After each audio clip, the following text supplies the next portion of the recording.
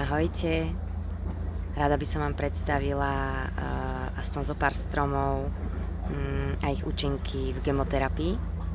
A začnem základnými drenážnymi púčikmi, ktoré sa používajú na začiatku každej kúry na prečistenie nášho organizmu.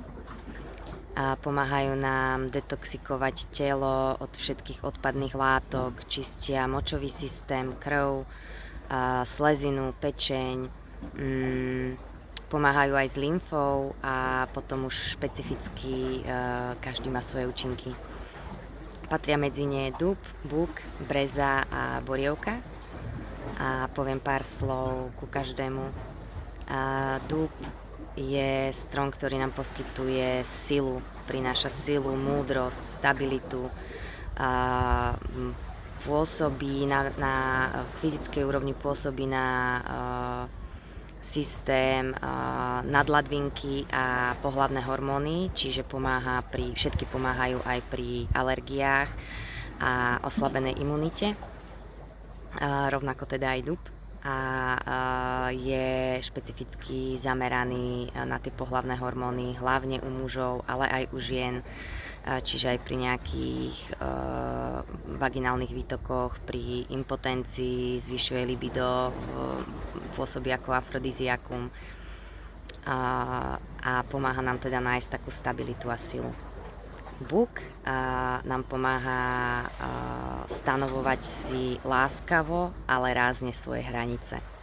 Je to strom, ktorý nám poskytuje priestor a teda pôsobí aj na všetky tie ostatné veci, ako som spomínala. Breza je veľmi nežná, jemná, ženská, ona je veľmi taká tečúca, plynúca, čiže tam nemôžeme hľadať stabilitu, ale pomáha nám práve rozprúdiť zasekané energie. A borievka je za mňa veľmi magický, silný strom, krík. Ona nám pomáha nám nájsť svoju vnútornú takú výdrž, istotu, ísť ďalej po svojej ceste, pomáha v rôznych ťažkých situáciách, spirituálnych krízach, keď nevieme kadiaľ ďalej, nemáme sílu, odvahu. A okrem teda toho, že robí všetko to, čo tie ostatné, tak veľmi silno čistí aj krv, antireumatická veľmi silne, a teda všetky tie ostatné účinky, čo som hovorila, ladviny, pečeň, slezina, na všetko sa sústredí. Tak tieto sa dávajú na začiatku každej kúry na prečistenie a potom už prichádzajú všetky ostatné stromy od vymyslu sveta, ktoré u nás žijú a ktoré vedia pomôcť so všetkým, čo sa nám deje. Ja by som v tomto príspevku rada aspoň niektoré spomenula. Pre mňa veľmi čarovná jabloň. Je to púčik, strom sebaprijatia, sebalásky, zmierenia sa s minulosťou, prijatia všetkého také, aké je.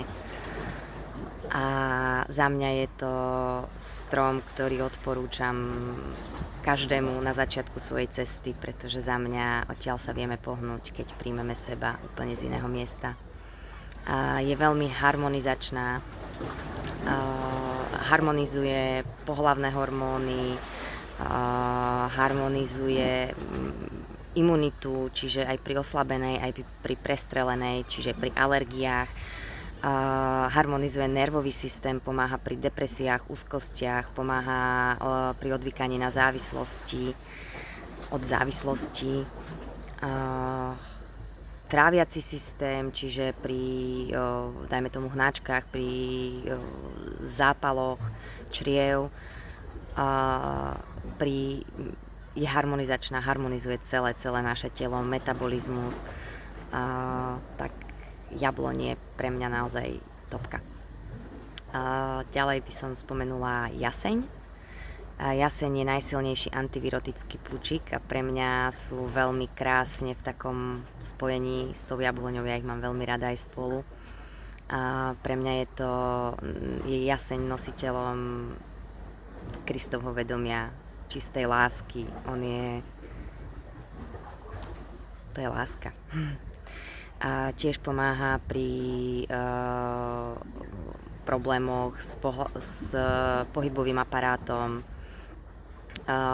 Je aj na tráviace kožné veci a dodáva nám jasnosť a takú tú, za mňa, takú tú starostlivú lásku. A tiež je stromom, ktorý vlastne sa veľmi stará o druhých, že on prepúšťa veľa svetla a preto aj v jeho podraste, respektíve vie pod ním rásť mnoho iných rastliniek, čo nie každý strom dovoluje. Napríklad buk to nedovoluje, ten je o tých hraniciach a ten si tam nikoho nepustí. Jaseň je v tomto úplne iný, to je proste svetlo.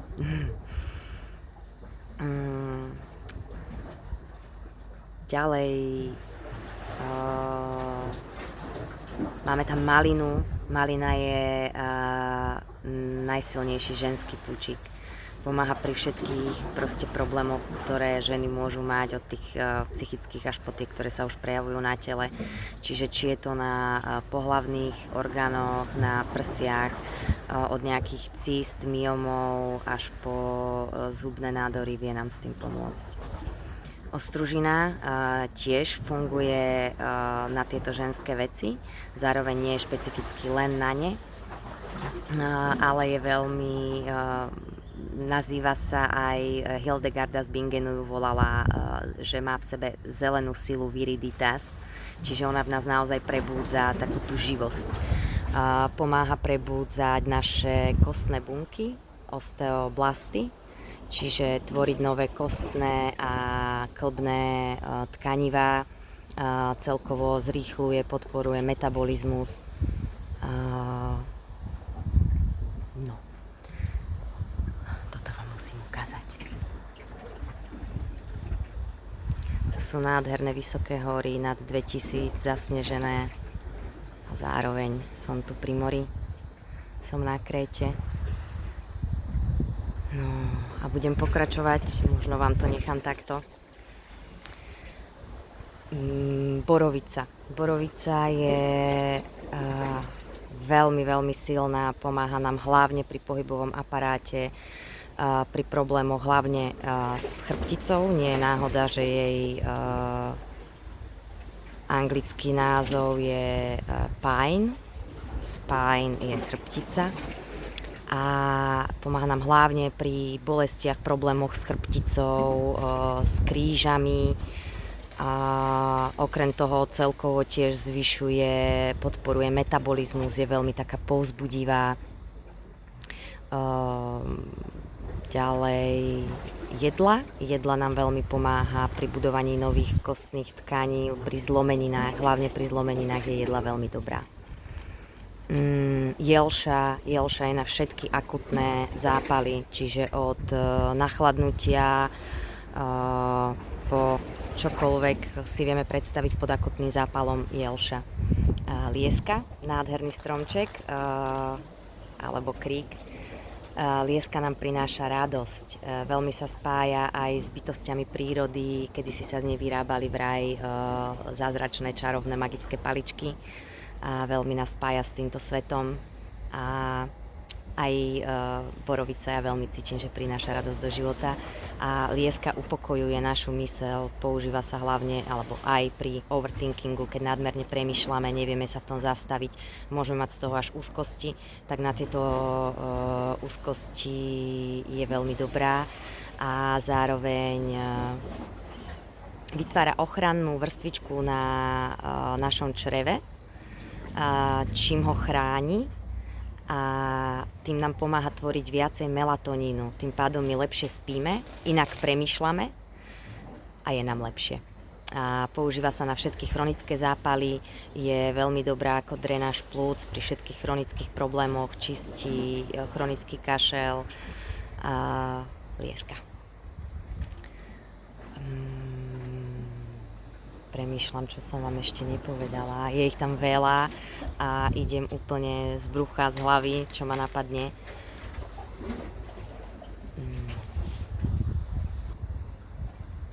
Ďalej by som spomenula gaštan. Gaštan je úžasný na čistenie lymfy. a pomáha nám vlastne tým aj odvodňovať telo a používa sa aj keď chceme znížiť svoju hmotnosť, pretože veľakrát tedy zadržiavame vodu. Mám to odskúšané aj na spätných väzbách od ľudí, ktorí dostali gaštan. Pagaštán je svojím spôsobom podobný, ten sa používa hlavne na cievny systém.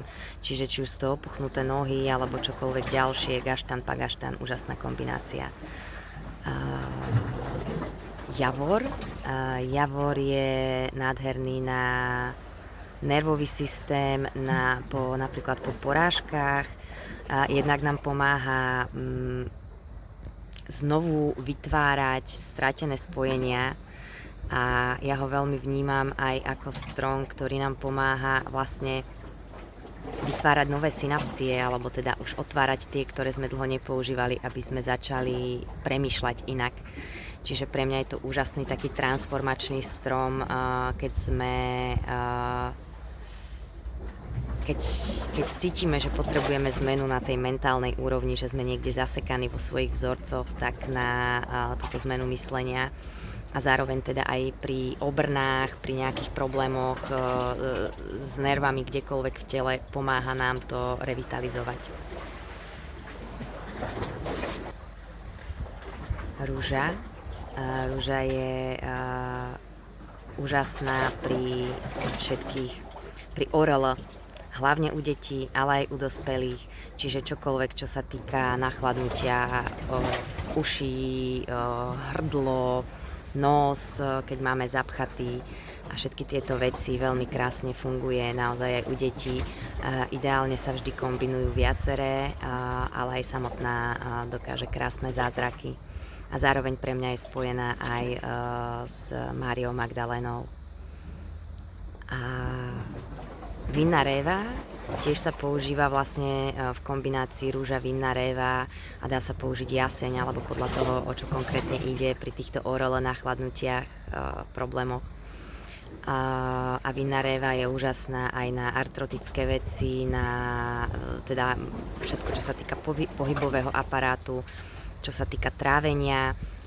Ona nám pomáha ako keby vymaniť sa z ťahy tým, že ona vlastne rastie vysoko do výšky a má veľmi hlboké korene.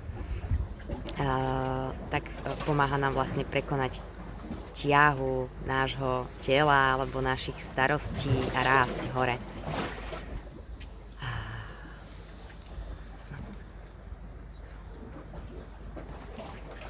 Pavinič je tiež veľmi zaujímavá rastlinka, popínavá, volá sa to aj psie víno.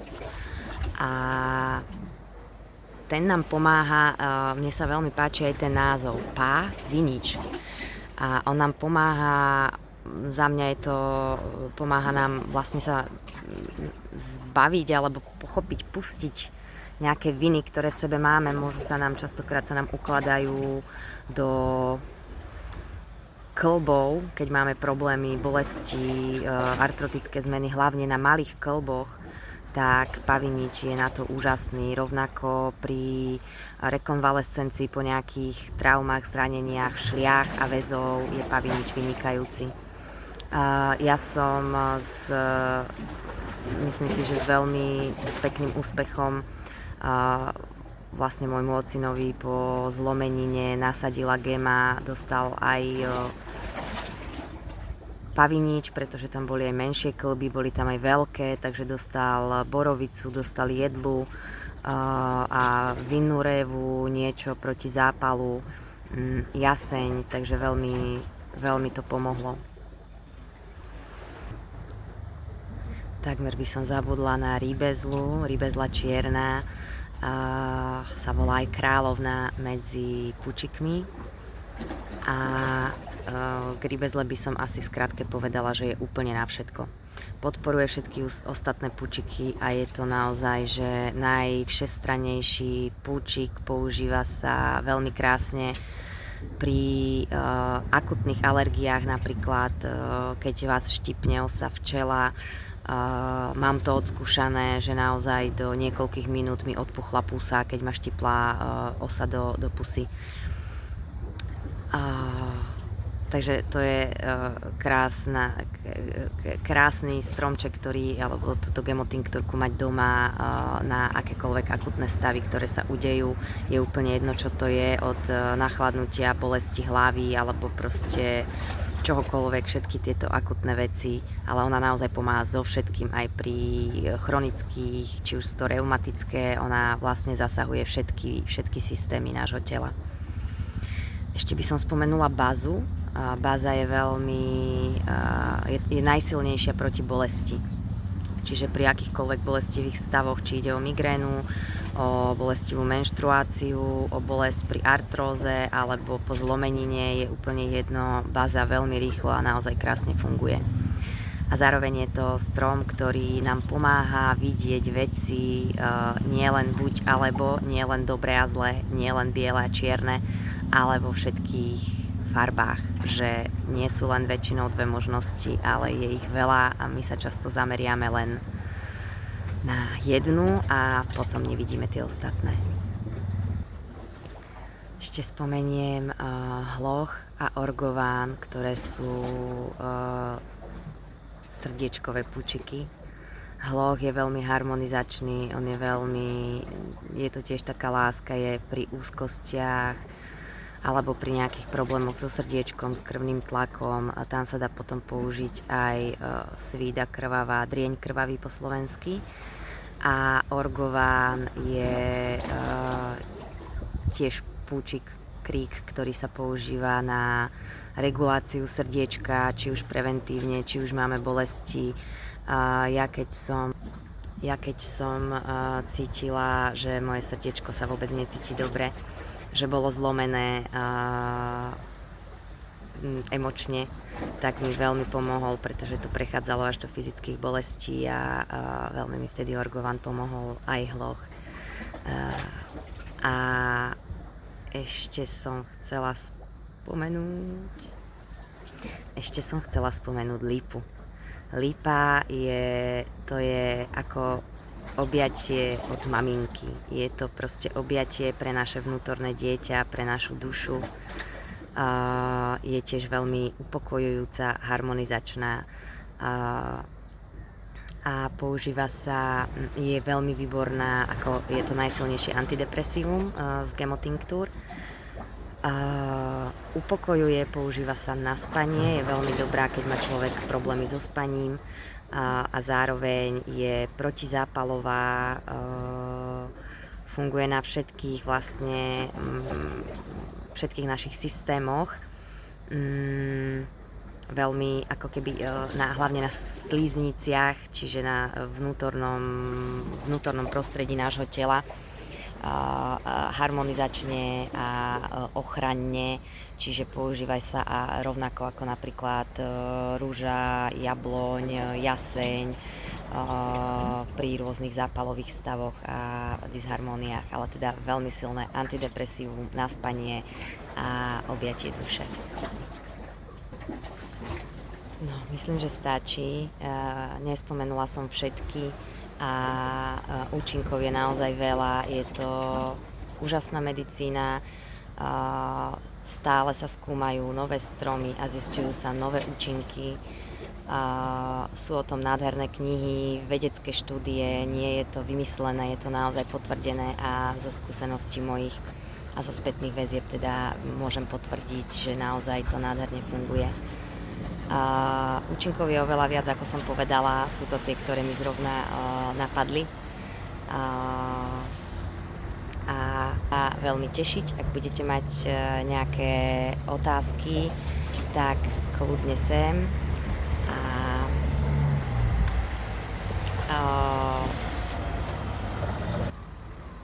Prepačte, akorát sa vracajú rybárske lode z lovu. Len som chcela doplniť, že dajú sa nádherne používať ako u ľudí, tak u zvierat. A tiež to mám odskúšané a dokonca moje zvieratka si po ne chodia sami, keď sa necítia dobre. A dajú sa nádherne kombinovať či už s klasickou západnou medicínou alebo s inými alternatívnymi prírodnými spôsobmi liečby. A mne veľmi krásne funguje tiež, čo mám odskúšané, overené s aromaterapiou, s fitoterapiou, s rôznymi macerátmi, tinktúrami, zvukoterapia, ladičky úžasné a samozrejme, keď chceme ísť na to celistvo, tak sa potrebujeme pozrieť aj na seba, že či sme spokojní so svojím životom, čo preto môžeme spraviť, aby sme sa mali lepšie.